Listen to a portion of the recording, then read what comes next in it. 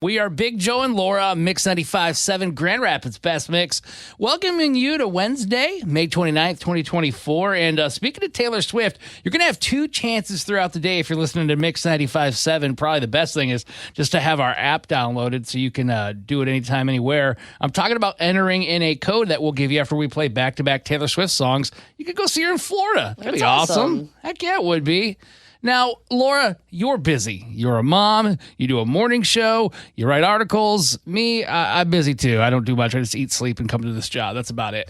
But there's different types of people when it comes to talking about their workload. And apparently there's a new thing where people are bragging, almost like stress bragging, like, oh, God, I'm so busy with all my work. In reality, they're not doing anything. Oh, yeah. I mean, why would you want to brag about being stressed out? Like, that seems like the worst possible thing. Like, being stressed out stresses me out further. Like, I don't want to pretend to be stressed out. No, exactly. And I don't understand who can possibly even be like faking it. Like, who is not stressed out? Who is not doing a million things? Maybe I'm crazy, but does it seem like present day where we're at compared to 5 years ago, 10 years ago, like your life is just insane? Take out the kid out of the mix. Like, in general, I'm going to be honest, and maybe this is just me as a new mom, but anyone that doesn't have kids that says they're busy is a liar. And I don't want to hear about it. Like, and maybe other parents of West Michigan, you can agree with me, but like, I used to think I was busy. I used to think I was tired. No.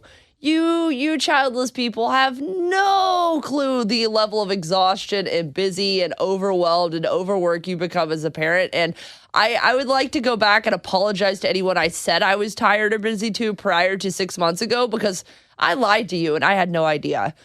Yeah, I mean, with my dogs, Benny and Patty, I'll tell you. That's exactly my point. Laura, I got to walk those guys picking up the poop. Let me tell you. Let me tell you, that 2-hour commitment tops a day is really exhausting, especially when they sleep on the couch while I don't have to do anything to take care of them. And I got to feed them at night. I mean, like, I got to pour a bowl of food into a bowl and that's it. Like, Lord. Heartwarmer. Got to give them heartwarmer too. Isn't that just a pill you just put in cheese? No, I'm kidding. It's not even comparable. But it's like, and then you just put it in cheese and hand it to them. Oh, yeah, you put anything in cheese, our dogs eat it. Like, here's poison. Yay! Yeah, way to go. Well, I mean, yeah, that's. I think most children are that way too, though. So if you're the kind of person out there, please don't stress brag. We got enough going on. You're stressing Laura and I out. Yeah, listen, and more people think you're dumb than not, so just don't do it. All right. I hope that got your day started off the right way. We're Big Joe and Laura here on Mix 95.7. We'll tell you what's coming up with your Need to Know news next.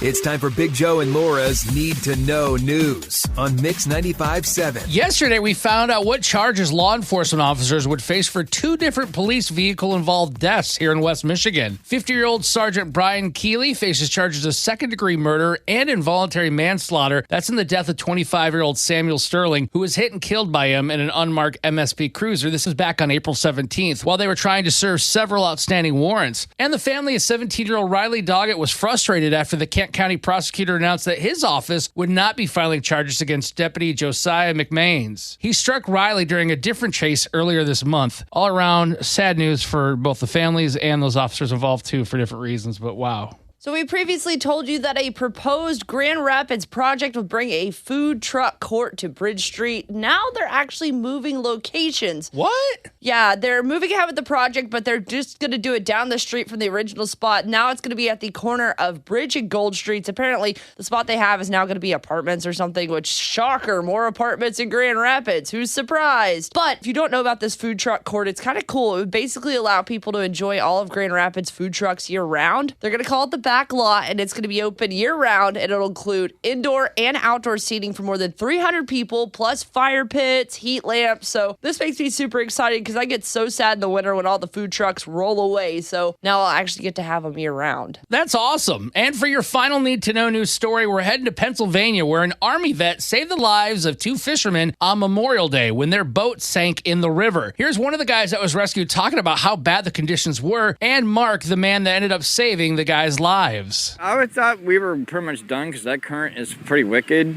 and I didn't think anybody was around it first until I saw those people on that pontoon. Thank God for them, I'll tell you what. We were actually on the phone with the marina about to head back in just due to the weather. And one of my friends, Allie, pointed out that there was a boat calling for help right next to us. Always wear your life jacket. No matter how good of a swimmer you are, that sucked. That current was wicked. Our family was based on service, and I'm just glad I was there to help them, and it feels good to know that I possibly saved their life that day. Have you ever been in the water where you felt like, uh-oh, I might drown? No, because I'm not dumb enough to get in the water when it looks like, uh-oh, I might drown. Oh, I've had it several times where the conditions didn't even seem as bad as they were, and I was like, oh my God, thank God I'm alive. I can only imagine the panic those dudes were going through. Absolutely. That is Big Joe and Laura's Need to Know News on Mix 95.7.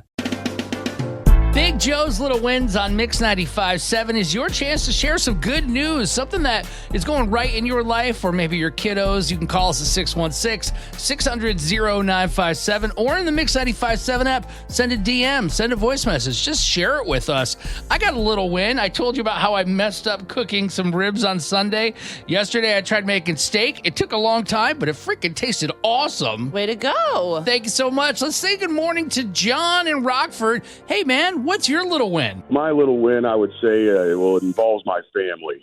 We moved over here from Colorado at the end of last year there, and we're very happy that our son, John, finished fourth grade here this year at Valley View Elementary there in Rockford. How was like the first year in? Because that is never easy moving. It definitely isn't, and I mean, if you can go back to fourth grade there, we can all imagine we were all in the same shoes, and yeah, it was definitely a transition for him, and it's our family has their hats off to him just for finishing off this year, and to give a shout out to him and at Valley View Elementary and Ms. Detweiler's fourth grade class. They've all been working very hard this year to get this year done. Aw. So what is it, fifth grade next year? Like that's still elementary school? Fifth grade next year, yeah, and they got a new elementary school that they're going to be opening up next year, the Edgerton Trail. So he's excited to be the first part of the first fifth grade class to graduate from that new elementary school, and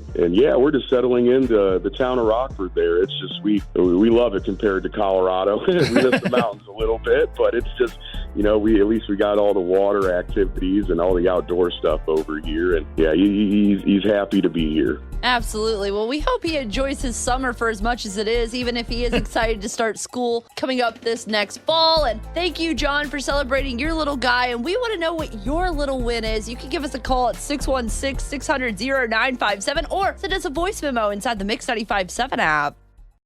It's time for Big Joe and Laura's Need to Know News on Mix 95.7. Big shout out to the Kent District Library this morning. They are one of 5 library districts in the entire country to receive the 2024 National Medal for Museum and Library Service from the Institute of Museum and Library Services. I think that's the longest award I've ever heard of. Well, they are a library. They do have plenty of room for words. Now, if you're not brushed up on library awards, Laura, you know your latest awards, right? You know all about them? Yeah, of course. Okay, well, if you don't, it's the highest honor a library can receive from the federal government. Well, congratulations to our friends at the Kent District Library. Now, this is kind of a bummer. A bar dubbed Michigan's smallest is not reopening this summer in Muskegon's business district. You may remember this. It only opened last summer for the first time ever, but People's Cider Company took their Grand Rapids location and said, hey, we're going to open a Muskegon one too, but here's the kicker. It could only fit 7 people, including employees. I thought it was a cool little idea. I don't think it's going to be a moneymaker per se, but it seemed fun. Well, apparently it definitely was not a moneymaker because they got into a dispute with the city of Muskegon about the rent for that small of a space, and apparently they said, nah, it's not worth it, and they're closing the doors, which is such a bummer. It's like, Muskegon, what are you going to rent that to? Just let them have it for practically free. Do you think another bar is going to go in there, like how one bar closes, another opens? Knowing how it is around here, I bet it's going to be a dispensary. All right. And for your final Need to Know news story, let's head across the pond to England, where a woman had a surprise guest fly into her car window. Driving along, and there's a cockerel trying to get in my car. And I'm not even kidding, this cockerel has just flown in my car. It's on my steering wheel. What am I going to do? Where have you come from? He doesn't belong to the people on the farm. So we are now going to see if we can find if he lives up here. He seems quite happy, apart from he on my car seat, so that's great. Oh no! That would freak me out. Like, I'm not afraid of roosters or chickens, but something coming into your car, Yeah, no, there's no animals I want flying into my car, and I would be like, oh, this is a good time. And I also learned today that a cockerel is a young, immature rooster. There you go. That is Big Joe and Laura's Need to Know News on Mix 95.7. So I think I might have to get into a little bit of a fight with my neighbor. Hey, it's Big Joe and Laura here on Mix 95.7, Grand Rapids Best Mix, and I'm going to offer a reward for my nosy neighbor. If you could help me stop them, I will give you $50 cash. I don't know how you're going to do it. I don't even know which neighbor it is, but maybe you've been through this and you can give me some advice on how to make it stop at 616-600-0957. Is it a jerk move to shoot off fireworks after the holiday is over? And the holiday in question this time around is Memorial Day, but I'm talking about any holiday that allows you to shoot off fireworks. In Michigan, we have 4 weekends you're allowed to shoot off fireworks, basically. You have Memorial Day weekend. You have that little span of time around the 4th of July. You have Labor Day weekend. And then you have New Year's Eve. So those are the 4 times we've all agreed it's totally fine to shoot off fireworks. But once you go past that window, you are committing a crime against your neighbors as far as I'm concerned. I actually agree with you on this, and I love fireworks. Like, you know what? I'm like a kid. I love watching them. I don't like doing them myself because I'd be the guy that would lose a finger on 4th of July. No doubts. But if you're going to do it and spend the money, let's see them. Let's hear them. But yeah, man, has this been going a lot, like around your place then? Oh my gosh, for the second night in a row past the holiday, my neighbors have been shooting off an arsenal of fireworks, keeping my baby, my dog, and me awake. I mean, on Memorial Day itself, by the way, you're not allowed to shoot off fireworks on Memorial or Labor Day. You're allowed to do it on the Saturday and Sunday beforehand. But on that Monday, a lot of us have to work the next day. So I had some jerk neighbor legitimately shooting off fireworks that were so loud. Every time I would put the baby back down, I'd get him finally rested down and quiet, and then boom, and then the baby's screaming, the dog's barking. It was a nonstop cycle all of Monday night, and then last night it started again. But thank God it started raining, so that it made them basically have to stop shooting off fireworks. And I think that's the only reason I got sleep last night. I think you just hit on something here, and I know this sounds dangerous. I don't know what other word to say besides drive by, but you got that new vehicle. You're rolling around doing your thing. You and your husband, James, maybe leave the baby at home or put it in the back seat. I don't think I could just leave the baby at home, but Well, I'm not going to say anything. Tulip's a good mama. No. Good watch. But you take Super Soakers. Like, they have some high-end, like, powered water now. And you go and you find the fireworks people and you roll up, Super Soak, you just pump in. I don't know that that's enough water. While I like the energy here, I almost wonder if I could, can you hire the Grand Rapids Fire Department to let you just, drive by with a fire truck? Like, you guys are busy in this specific moment, particularly. Can I pay you $50 to just drive by? Just give them a little spray and then keep going? Have you reached out to Chief Brown? No, but I think I might really soon because I'm at the end of my rope. I don't want to call the cops because at the end of the day, there are real crimes in Grand Rapids and they're not going to do anything. And I don't expect them to. It's not their job to babysit my neighbors for stupid ordinances. And I know that eventually I might have to go to that route, but I did it last summer and nothing happened of it. And again, it's no disrespect to any of the officers or anybody that did that stuff. It's just I know you have better things to do. There's bigger things happening. Yeah, there are better things to do than to yell at my neighbors for being inconsiderate jerkholes. So I just want to know, what do you do when you got a neighbor that's shooting off fireworks? Or how do I soundproof my place to where it doesn't matter? Is there something I could do to kind of muffle that sound out of my house? No. Stop putting this on you. We need to figure out how to handle these neighbors. I say Super Soaker. We'll see what everybody else says. 616-600-0957 or send us a DM inside the Mix 95.7 app. We're Big Joe and Laura here on Mix 95.7, and we're talking about my noisy neighbors who are such jerks. They've been shooting off fireworks even though the holiday weekend is long gone. So I want to know, what are my rights? What do I do? How do I put a reward out for these people to make them stop? We actually have Joe's neighbor, Brett, on the line. Now, I know that, Joe, you're kind of a noisy neighbor sometimes, so maybe Brett has some good advice for me. Brett, what would you do if Joe was setting off fireworks like this? At 4 o'clock in the morning, for a week straight, light off a 6-inch mortar on your way to work. My baby's going to wake up again, Brett. If I were childless, this is the perfect answer. But now my husband's going to have to deal with the baby screaming as I leave the house. I think Brett's getting somewhere. I want to hear more. Okay, go ahead, Brett. Just light off a six. Okay, when's the baby wake up in the middle of the night for a feeding? At 1 usually. or 2, depending on Perfect the night. timing. So just do it Perfect then. timing. Just every night for a week when the baby wakes up to be fed, just walk outside, light off one mortar, be back in the house before it even explodes, and nobody will catch you. Brett, we've only been neighbors for like a year and a half, 2 years, but something tells me you've done this before. No, I used a 50-cal rifle. Okay, Laura, don't do that. No, I don't own one of those anyway. Don't No, worry. I wasn't going to suggest popping off a 50-cal in the city of Grand Rapids. This was on a military reservation, I you know, a little don't different. think it's legal. Well, lighting off a 6-inch mortar is not legal any time of the year, but they'll wake up, I guarantee you. Can I just settle for Nope. like M80s instead?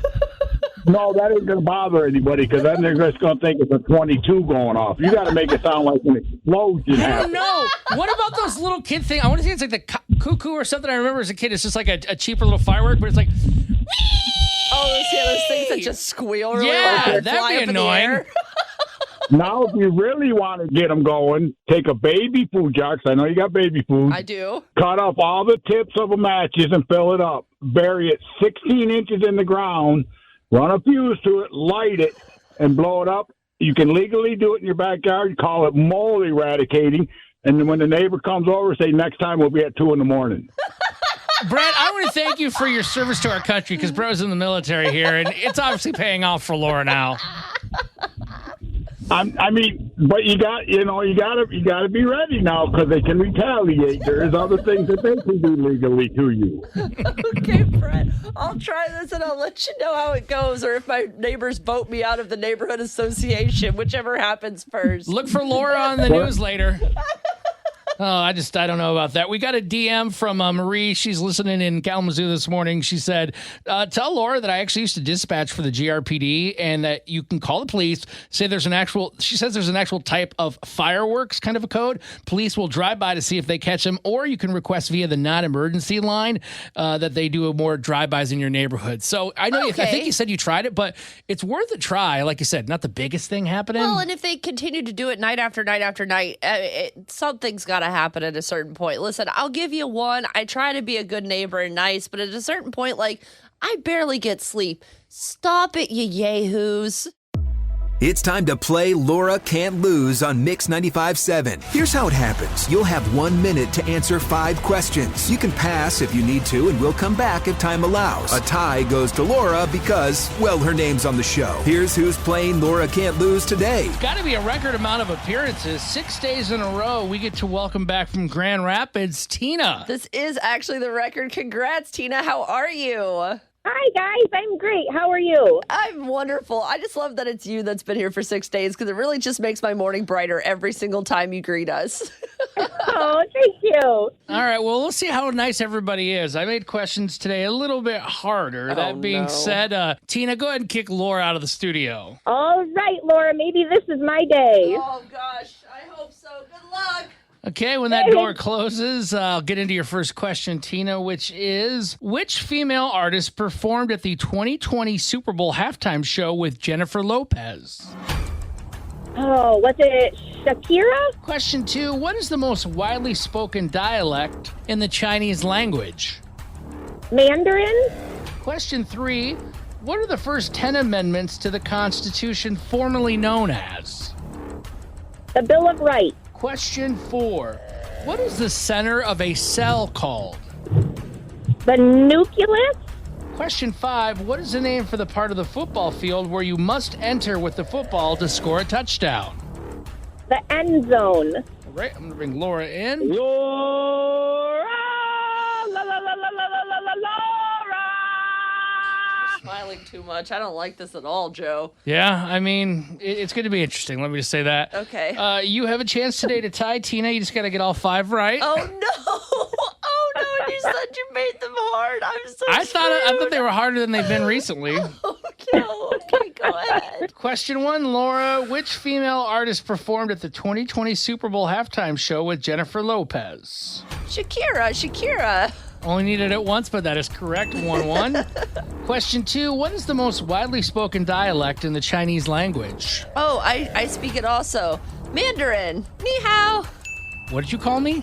It's hello. Oh, okay. Hi. Ni hao. 2-2 going into question 3. What are the first 10 amendments of the Constitution formerly known as? Oh, I know this. Crap, I know this. The Bill of Rights. Wow, that is correct. Ooh, I was like, I know this. I have my history teachers yelling at me in the background in my brain. 3-3 going into question 4. What is the center of a cell called? Nucleus? 4-4 going into question 5. All right, hold on to your butt. What is the name for the part of the football field where you must enter with the football to score a touchdown? The end zone? That is correct. I can't believe we did it! Tina, would you like to come back and play tomorrow? It'll be your 7th day, and you'll be going for $55. Maybe it will be Lucky 7. I know a lot of people have said that they want things like Google Maps and stuff to be like, avoid sketchy area, but why doesn't Uber have that option? Hey, we're Big Joe and Laura on Mix 95.7 Grand Rapids Best Mix, and on accident recently while traveling, I had the most terrifying and sketchy Uber experience of all time. Oh, geez, what happened? Well, it wasn't the Uber driver's fault per se. James and I were traveling for a concert. We were out of town in Atlanta, and we decided to go get some breakfast after the concert. Sorry, lunch, dinner, whatever meal happens at midnight. Some good food. Yeah, we had a long day. We knew not many places were open, and since we were in the South, we were like, oh, we can have Waffle House. Let's get Waffle House on the way back, which is the ultimate post-concert destination as far as I'm concerned. Now, I've lived in some major cities. I've lived in places that didn't have nice areas necessarily, and so I know there's places you should avoid, but most of the time, the Waffle House is always a safe haven in that spot. So we put in the Waffle House that was between the arena and our hotel, which was by the airport. We're like, okay, this one will be a great place to stop. We'll be able to get an Uber there. So first off, because we were leaving an area with a concert, the Uber was $90 to Waffle House. Oh, God, that sounds about right, but that is insane. Yeah. It's more than probably a concert ticket. Oh, yeah, definitely. And to be fully honest, it wasn't necessarily cheaper to go to the hotel or anything else. Like anywhere we would have gone was going to cost us $90. So we're like, you know what? If we're going to have to spend this much money to get out of here, the least we can do is get food on the way home. So we entered in. The guy picks us up. He didn't say anything to us the entire ride. Drives us there. And we pull into the Waffle House. Now, we notice it's not an exactly favorable area, but we don't think much of it.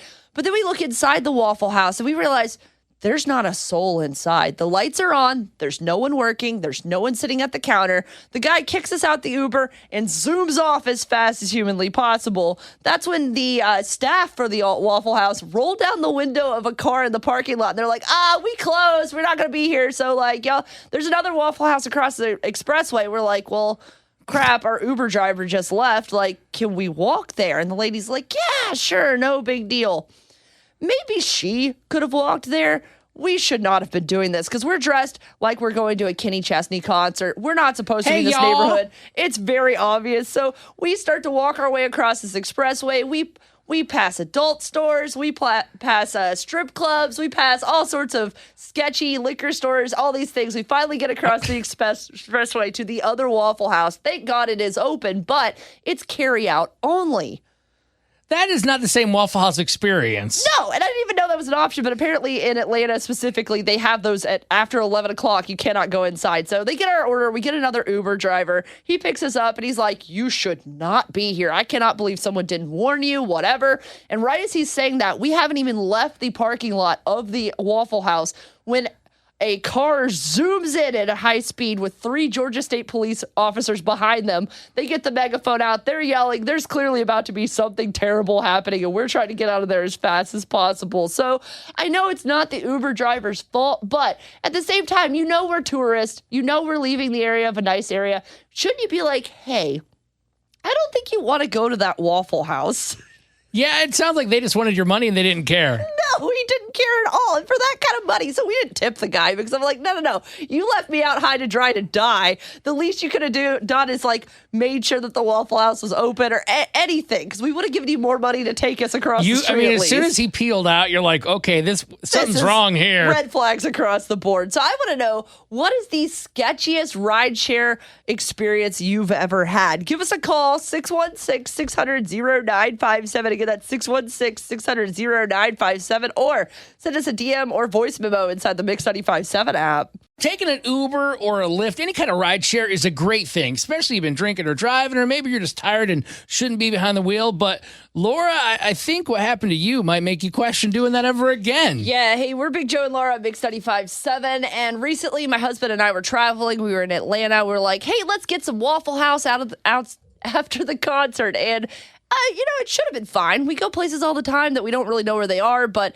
long story short, the Uber driver dropped us off at a Waffle House that was not fully open in the middle of a place that we should not have been after dark, and then just abandoned us. We had to walk across an expressway, 8-lane expressway, by the way, to get to the other Waffle House, like a bridge over it. I was going to say, please tell me you weren't playing like Frogger, the human version. But it's still not fun because the bridge over it was still like a 5-lane, and there was no crosswalk. So we did have to play Frogger across that road to get to the Waffle House. I would have been hit. Okay. Yeah, it's a miracle we survived to make it back home. But I want to know, what is your craziest rideshare story? Stella and Waylon, what happened in your Uber? My family members had an Uber driver that was like full of different stuffed animals from their childhood, and it was just like filled to the brim with the stuffed animals with the big glass balls like all over, and it was just really, really weird. And she didn't have any kids.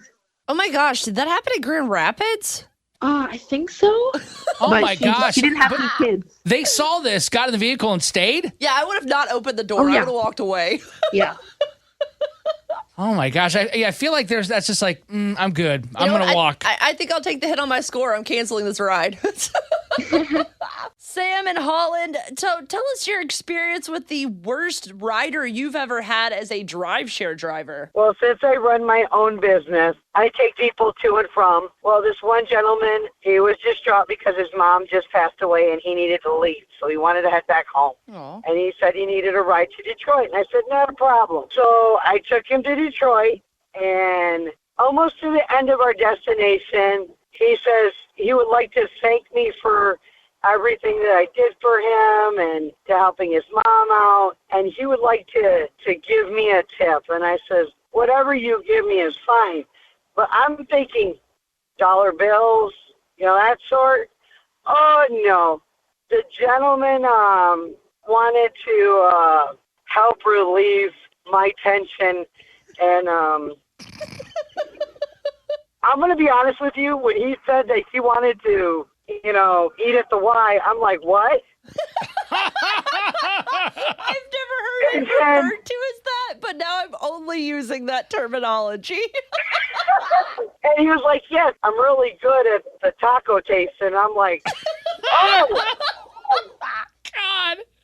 You know what? I understand you turning that down, but if I was driving, I got to be honest, that would probably be an acceptable form of payment. I promise, Sam, I don't know what this guy looks like or anything in the situation, but it's never the person that you want to offer you that offers you that. Am I not wrong? You are definitely not wrong. I'm going to tell you, the whole ride was fine up into that point, and then he got awkward, and I'm right here going, okay, thanks.